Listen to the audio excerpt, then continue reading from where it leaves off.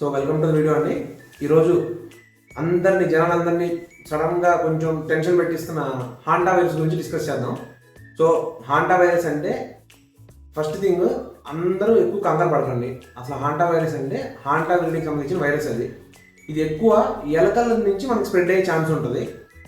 So ఆ ఎలకల్ని కనుక మనం కంట్రోల్గా ఉంచుకొని ఎక్కువ మంచి ఇంట్లో కూడా ఎక్కువ వెంటిలేషన్ బాగా మెయింటైన్ చేసుకోగలిగితే ఏ ఇబ్బంది ఉండదు.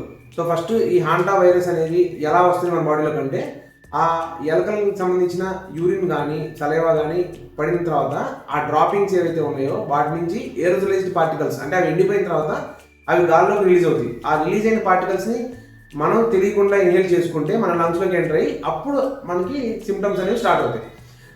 సో సిమ్టమ్స్ అనేవి ఇబ్బందులు అనేవి స్టార్ట్ అవుతాయి.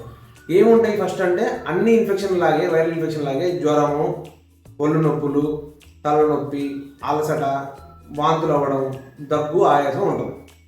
అండ్ కాంప్లికేషన్స్ ఏమవచ్చు అంటే సరిగ్గా పట్టించుకోకుండా లేట్గా కనుక ట్రీట్మెంట్ తీసుకుంటే డిలే అయితే అప్పుడు చాలా రేర్ కేసెస్లో రెస్పిరేటరీ ఫెయిల్యూర్ కానీ బీపీ డౌన్ అయిపోవడం, షాక్, మల్టీ ఆర్గన్ ఫెయిల్యూర్ అయ్యే ఛాన్సెస్ ఉంటాయి. చాలా రేరెస్ట్ సిచ్యువేషన్స్ అవి. సో వాటి గురించి కంగారు పడాల్సిన పనే లేదు.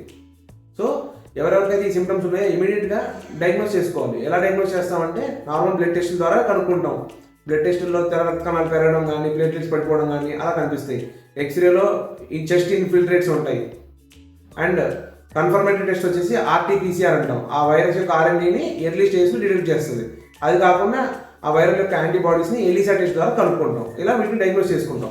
అంతే తప్ప వీటికి సపరేట్గా స్పెసిఫిక్ టెస్ట్లు అంటూ ఏముండవు, ఇలానే కనుక్కుంటాం. అండ్ థింగ్ ఏంటంటే ట్రీట్మెంట్ కూడా సపరేట్గా దీనికి స్పెషల్ వ్యాక్సిన్స్ అంటూ ఏమి ఉండదు. సపోర్టివ్ ట్రీట్మెంట్, ఐవీ ఫ్లూయిడ్స్ పెట్టుకుంటాం, ఆక్సిజన్ సపోర్ట్ ఇస్తాం, మానిటరింగ్ చేసుకుంటాం. సో ఇలా చేసుకొని మనకి క్యూర్ అనేది ఉంటుంది. దీనివల్ల ఏ ఇబ్బంది ఉండదు, అంత కంగారు పడాల్సిన పని ఏమి లేదు.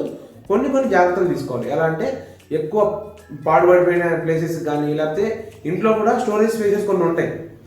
వాటిని క్లీన్ చేసేటప్పుడు కానీ వాటిని చేసేటప్పుడు మాస్క్ లేదా చేతి గ్లౌ పెట్టుకుని క్లీన్ చేసుకుంటే better. First and most important ఏంటంటే ఎలకలు. ఆ ఎలకల్ని కనుక కంట్రోల్లో ఉంచితే ఏ ప్రాబ్లమ్ మనకు ఉండదు. సో ఇది బాగా కంగారు పడాల్సింది ఇదేమి కాదు. జాగ్రత్తలు తీసుకోండి, సేఫ్గా ఉండండి, ఏ ఇబ్బంది ఉండదు. So thank you for watching. నేను మీ R K Naidu Kuppala, consultant pulmonologist.